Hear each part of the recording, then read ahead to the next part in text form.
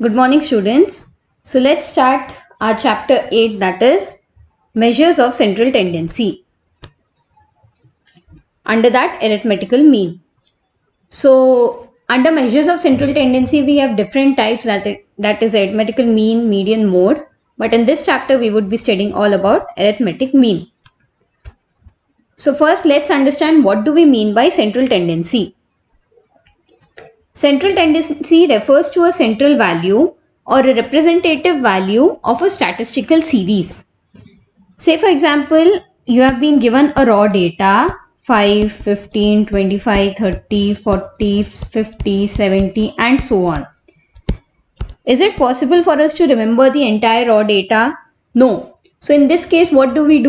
We take the averages, and according to these averages, we define the entire raw data. Let me give you a simple example. Say you have 5 subjects and you score different marks in all your 5 subjects. But जब आपको कोई पूछता है आपको कितने percentage marks आए, तो क्या आप अलग अलग 5 सब्जेक्ट के मार्क्स बताते हो? नहीं. What do we say? We got 90%, 80%, 70%. Correct? How did we get these percentages? The total marks we divided by 5. So we always tell the averages. So central tendency is the central value or a representative value of statistical series. Let me give you one more example. अगर India में पूछा जाए कि India की per capita income कितनी है, तो क्या आप हर इतने 135 करोड़ लोगों की इनकम जानते हैं?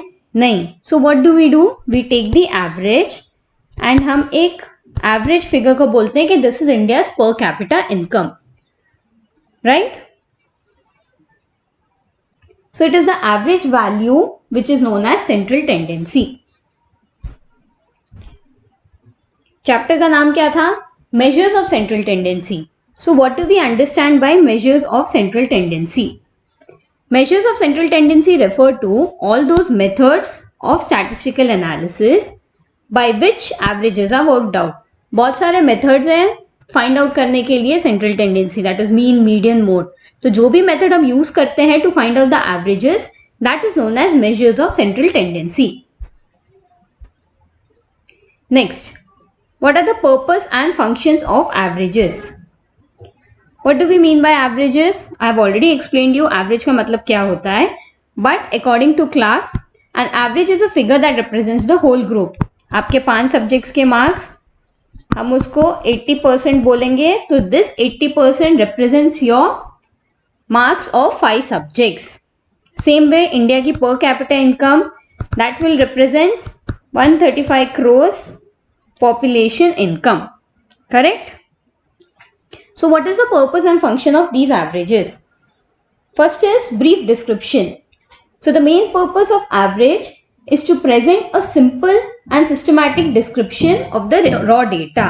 तो जो भी raw data रहेगा उसका simple and brief description explain करना one of the purpose या function है averages का. Next we have comparison. Averages help in comparison. Say for example, अगर we know the per capita income of USA and we know the per capita income of India. So the USA per capita income is more than India. So it helps to compare different sets of information. So इससे क्या imply होता है? What's the conclusion? Because India's per capita income is less, India is a poor country. Same way, there are different students A, B, C. One got 90%, another got 80%, one got 50%. So what happens? It is easy for us to compare the marks of 3 students, that is A, B and C. Next we have formulation of policies. So what happened? The India's per capita income is less when compared to USA. तो अब government क्या करेगा? There will be formulation of different policies and the government will be clear कि उसको कौन सी चीज में ज्यादा फोकस करने की जरूरत है. So averages also helps in formulation of policies. Next we have statistical analysis. So if we know what are the marks of students in different subjects, तो क्या होता है इस केस में? It is very easy for us to compare and know कि which student is weak in which subject. So averages help in the statistical analysis. And last we have one value for all.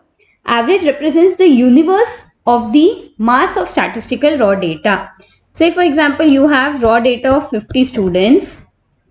50 students के आपको अलग अलग marks दिए थे. So now what is average doing? It is getting us a single figure which will be representing the entire mass of the raw data. So it is one value for all. Clear? Next we have essential of good averages. First is clear and stable definition. A good and satisfactory average should be very clear and stable. Next we have representative. An average value should be representative of the entire mass of data. Simplicity. Simplicity is one of the major essential of a good average. It should be very simple that it can be worked out easily. Next we have certainty. A good average must be certain in character. Only then an average value can be used as a basis of statistical analysis. Next we have least effect of change in sample. तो जो भी average आता है तो it should have a least effect on the raw data. And then so an average of series should be least affected by change in the sample on which the average is based. And last we have algebraical treatment. A good average should be capable of further mathematical or algebraic treatment. Next, type of statistical averages. We have two types of averages, that is mathematical averages and positional averages. Under mathematical averages, we have arithmetic mean, geometric mean, harmonic mean. And under positional average, we have median, partition value and mode. So there are two types of statistical averages, that is mathematical and positional. And under that, we have arithmetical mean, geometric mean and harmonic mean. And then we have median, partition value and mode. So in this chapter, we would be studying all about arithmetic mean. So first, let us see what do we mean by arithmetical mean. Arithmetic mean or mean is the number which is obtained by adding the values of all the items of a series and dividing the total by the number of items. Say for example, you have 5 subjects and your marks for 5 subjects are 70, 60, 80, 90, 50. Now we need to find out the mean. How can we find out? It is 70 plus 60 plus 80 plus 90 plus 50 divided by kitne subjects hai? 1, 2, 3, 4, 5. Right? So we'll divide by 5. This is how we get our arithmetical mean. So arithmetic mean is the number which is obtained by adding the values. We have added these values and dividing the total by number of items. We have 5 items, so we divided by 5 items. So what will be the formula for arithmetical mean? It is summation x by n. How do we denote arithmetical mean? It is x bar. Okay. And what will summation x be? जितने भी values रहेंगे x1 plus x2 plus x3 and so on. And n is number of items. Next, types of arithmetical mean. We have simple arithmetic mean and weighted arithmetical mean. Next, we have methods of calculating simple arithmetic mean. We have individual series, discrete series and frequency distribution. So what do we mean by individual series? If they have just given us the raw data, that is 70, 75, 80, this will be your individual series. Then what will be our discrete series? जिसमें आपको values देंगे and also they'll give us the frequency. And in case of frequency distribution, they'll give us class interval and frequency. Clear?